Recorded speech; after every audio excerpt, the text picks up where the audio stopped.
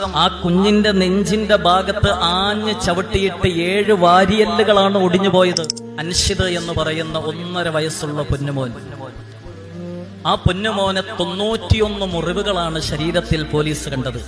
Postmortem റിപ്പോർട്ടിൽ 91 മുറിവുകൾ 1.5 വയസ്സുള്ള പൊന്നുമോന്റെ ശരീരത്തിൽ.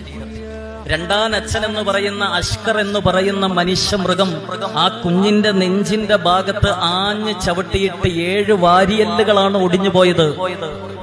7 വാരിയല്ലുകളാണ് ഒടിഞ്ഞു പോയത്.